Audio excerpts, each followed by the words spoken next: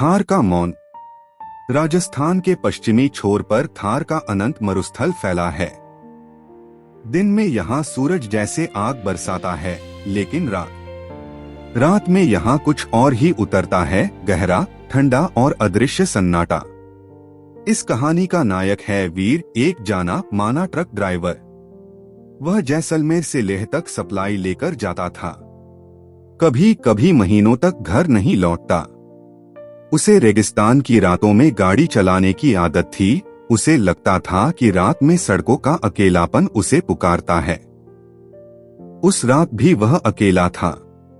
उसकी ट्रक की हेडलाइट्स रेत के रास्ते को कमजोर सी रोशनी से काटती हुई आगे बढ़ रही थीं। तापमान तेजी से गिर रहा था, लेकिन उस रात उसे एक अजीब बात महसूस हुई। सड़क के दोनों ओर रेत का सागर था, लेकिन जैसे रेत हिल रही हो, सांस ले रही हो। वह सोच ही रहा था कि सामने उसे धुंध में एक सफेद आकृति दिखी, जैसे कोई स्त्री, बहुत दुबली, सफेद घाघरा चोली पहने और चेहरा ढका हुआ। वह सफेद परछाई। वीर ने ब्रेक दबाया। ट्रक सिसकते हुए रुक गया। वह उतरने ही वाला था कि उसे वह औरत अपने आप ट्रक के पास दिखाई दी, बिना चलने के निशान के, जैसे वह रेत से उगकर बाहर आ गई हो। उसने धीमे से कहा, मुझे पोखरण ले चलोगे? रास्ता भटक गई हूँ। वीर अजनबी औरत को रात में बैठाने से हिचका। बहन जी, इतनी रात आप यहाँ अकेली? उसने सिर्फ इतना कहा, मैं अकेली नहीं हूँ।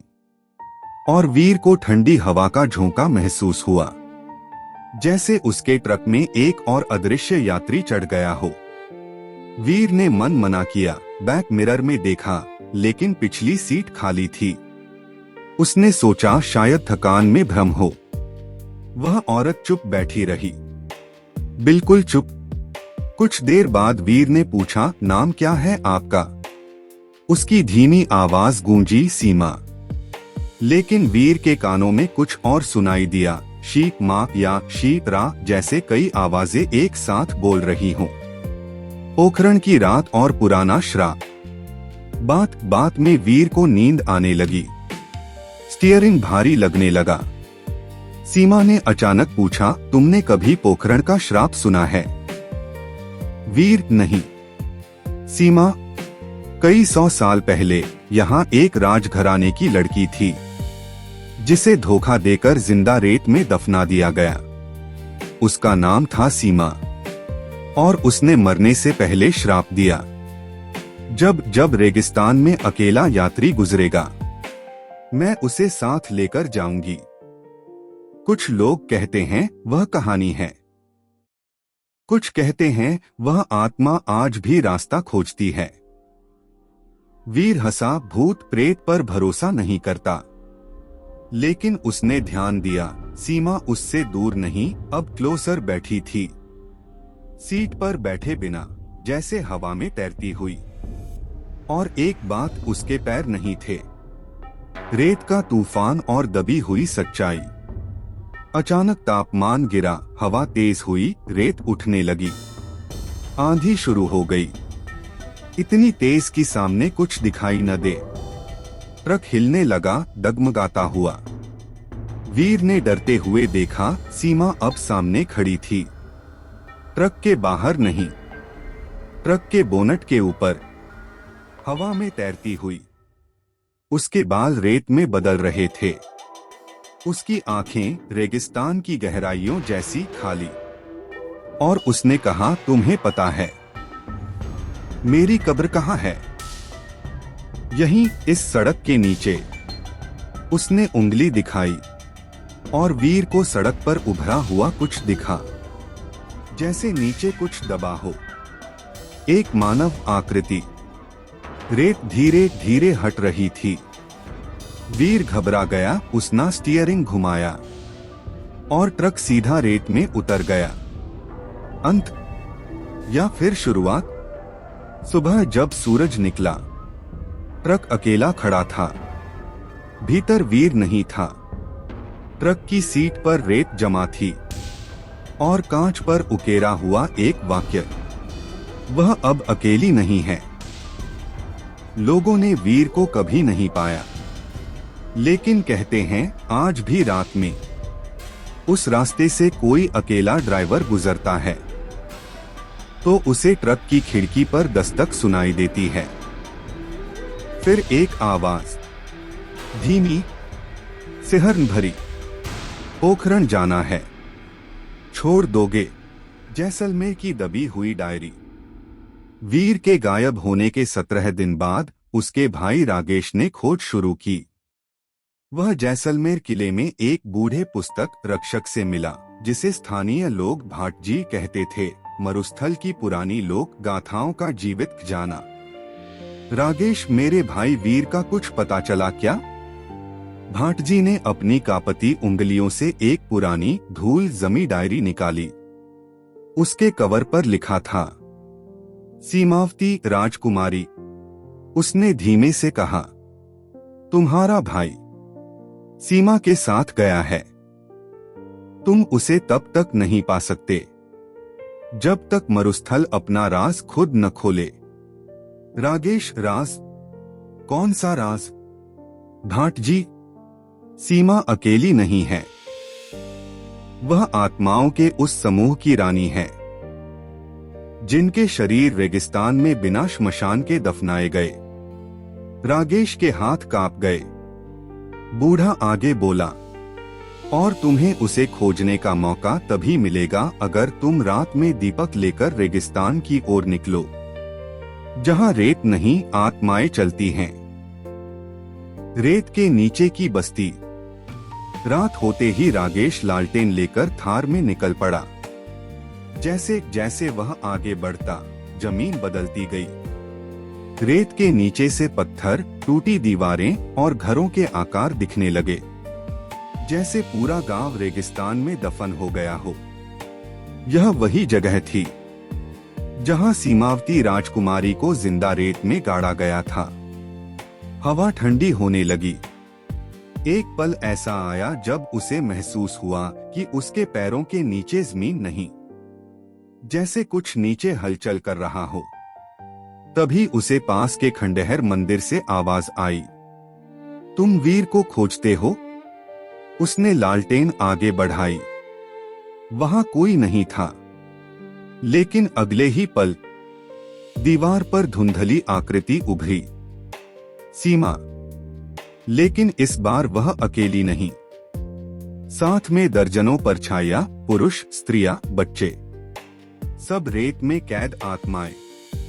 सीमा, तुम्हारा भाई अब हमारे साथ है। जब चाहे बात कर सकते हो, लेकिन वापस नहीं आएगा। रागेश चीखा, वीर। अचानक वही आवाज। उसके पीछे से वीर की आवाज, भाई लौट जाओ, यहां समय रुक चुका है। रागेश मुड़ा, लेकिन वहां वीर नहीं, सिर्फ उसकी छाया थी। सीमावती की सच्चाई, धोखा या प्रतिशोध? डायरी के पन्नों में सीमावती का जीवन लिखा था। वह पोखरण राजघराने की राजकुमारी थी। उसकी सगाई पड़ोसी राव घराने के युवराज से हुई थी, लेकिन युवराज ने उसे धोखा दिया। सीमा से प्रेम का नाटक कर, उसका विश्वास जीतकर, राजघरानों की दुश्मनी के बीच उसे बलि का शिकार बना दिया। उसे रात में रेगिस्तान में ले जाकर धोखे से रेत में गाड़ दिया गया। डायरी के आखिरी शब्द थे, मैं न्याय लूंगी, मैं वापस आऊंगी। रेत मेरा शरीर ले जाएगी, लेकिन मेरी आत्मा लौटकर आएगी। यहीं से मरुस्थल बदला। थार सिर्फ रेत नहीं रहा, थार आत्माओं का घर बन गया, आत्माओं का दरबार। रागेश को लगा जैसे वह किसी अदृश्य अदालत में खड़ा है। रेत घूम रही थी, जैसे मंत्र पढ़ रही हो। उसी समय सीमावती रेत से ऊपर उठी, लेकिन इस बार वह सिर्फ स्त्री नहीं, एक भूत रानी थी। उसके चारों ओर भूत आत्माओं का दरबार लगा। रेगिस्तान में खोए कारवा वाले, व्यापारी, सैनिक, यात्री, बच्चे और ड्राइवर, सबकी आंखें धुंधली, चेहरे खाली और सबकी आत्माएं रेत से जुड़ी हुई। सीमा ने कहा, तुम्हारा भाई वीर अब तुम्हारी दुनिया का नहीं रहा, वह अब रेत के समय का हिस्सा है। रागेश रो पड़ा, मैं उसे वापस चाहता हूँ। सीमा, वापस देने के लिए हमें एक और जीवन चाहिए। रागेश समझ गया, वे सौदा चाहती हैं, बलि का सौदा। सीमा ने अंतिम शर्त रखी, या तो तुम यहीं रहो या किसी और को यहां लाओ, तभी वीर मुक्त होगा। रागेश का दिल फट गया, अपने भाई के बदले किसी और की जान या खुद अपनी कुर्बानी। तभी उसे पीछे से फिर वही आवाज आई, वीर की, नहीं भाई, तुम जाओ, मुझे रहने दो, ये लोग अब मुझे नहीं सताते, मैं इनके साथ सो जाता हूं। उसकी आवाज टूटती जा रही थी, जैसे वह दूर जा रहा हो, रेत में घुलता हुआ। रागेश ने रोते हुए कहा, वीर। और उसी पल ठंडी आंधी चली, लालटेन बुझ गई, सब अंधेरा। आखिरी सुबह हुई, सूरज उगा, रेत चमकी, रागेश जागा, अकेला, ना सीमा, ना आत्माएं, ना ट्रक, ना वीर, बस रेत में लिखा एक वाक्य, हमने उसे सुला दिया है, तुम जियो। रागेश घर लौट आया, लेकिन अब वह पहले जैसा नहीं रहा।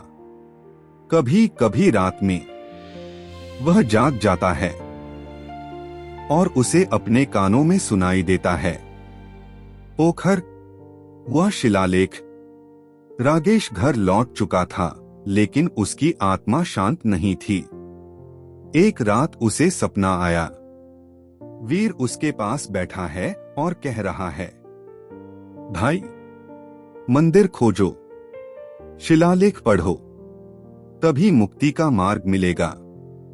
अगले ही दिन वह फिर लौट पड़ा, उसी मरुस्थल में।